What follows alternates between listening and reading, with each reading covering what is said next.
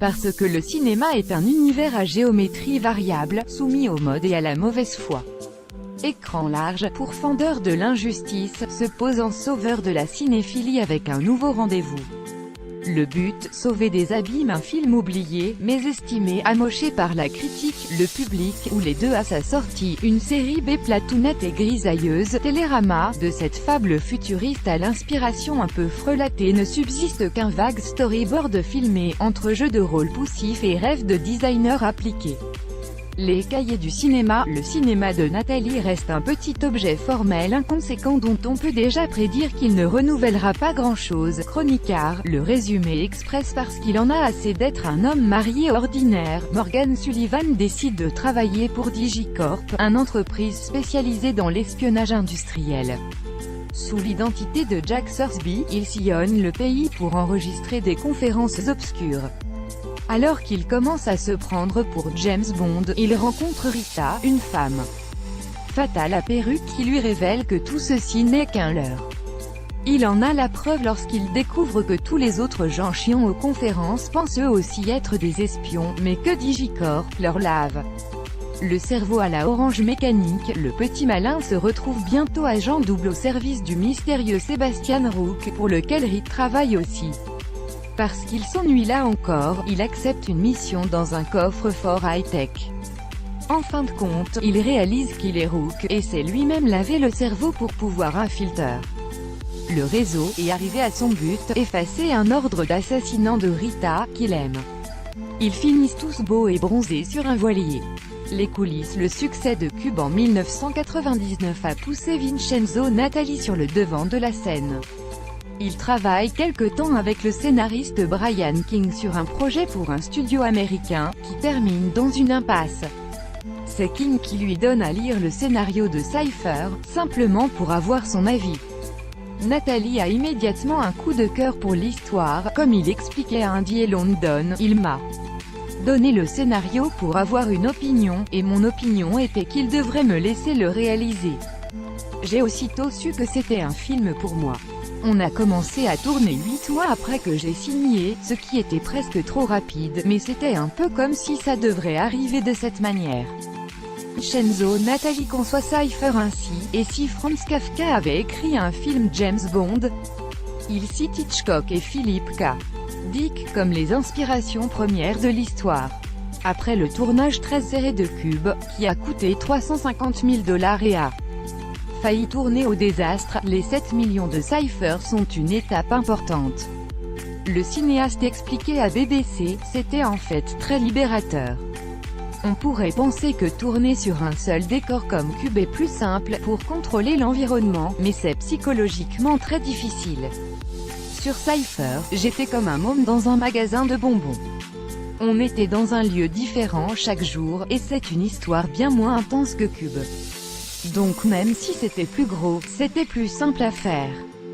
Contacté sur Twitter, Vincenzo Natali, qui est d'une gentillesse fantastique, a donné quelques détails sur la création de son film, et notamment sur le casting du héros. J'ai rencontré de nombreux acteurs, dont Kiefer Sutherland qui, si je l'avais casté, aurait théoriquement été indisponible pour le pilote de 24 heures chrono. Donc sa carrière a été sauvée par Jeremy Northam. Il a aussi expliqué son souvenir du film « Je n'ai pas vu Cypher depuis un long moment. Le tournage a été une expérience fantastique. Même si on avait un petit budget, on a fait tellement de choses. Sous terre, en hélicoptère sur l'eau. C'était un plaisir débridé. En termes de qualité, je ne pourrais jamais juger mes propres films. Je vois les défauts plus que n'importe qui, et Cypher en a beaucoup, mais je l'aime aussi pour ses défauts. Les films que je fais sont vraiment mes enfants, donc je ne peux séparer ce que j'aime de ce que je n'aime pas. Les deux existent ensemble. Pour Cypher, je pense que le scénario de Brian King était vraiment malin et audacieux. Je l'ai fait avec une totale liberté créative, et j'ai essayé de repousser les limites de ce qu'on pouvait faire visuellement. Notre casting était super.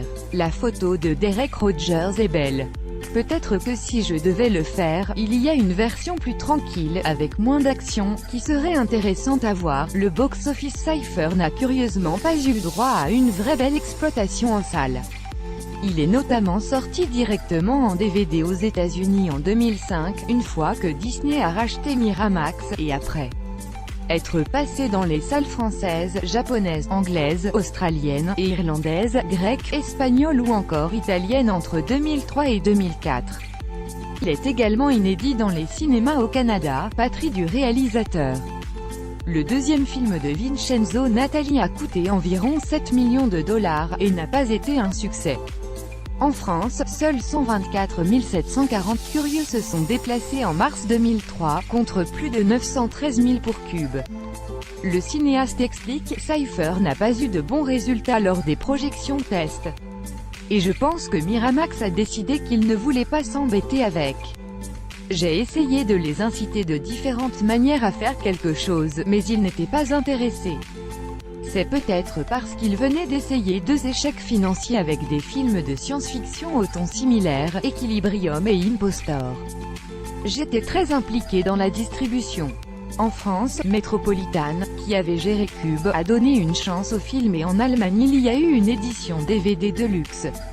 Ils étaient d'un grand soutien mais tout le monde attendait la sortie américaine et quand ça n'est pas arrivé, ça a tout stoppé. Quand on le questionne sur l'idée que Cypher aurait mis un frein à sa carrière après la révélation Cube, il est clair et honnête, oui. Cypher a ralenti ma carrière. Et mon film d'après, Nothing, l'a en gros stoppé. Du moins pour un moment. Mais le film a ses fans et je n'oublierai jamais la première fois que j'ai rencontré Guillermo del Toro. Il m'a attrapé pour me faire un gros câlin. Il m'a dit « Hey, j'ai adoré ton film ». J'étais sûr qu'il allait parler de Cube, mais il m'a dit « Cypher ». Ça m'a beaucoup touché. Il mentionne aussi à quel point ne pas réaliser High Rise, auquel il était attaché, lui a brisé le cœur. Mais le cinéaste reste en paix avec sa carrière, je suis devenu fataliste ces dernières années.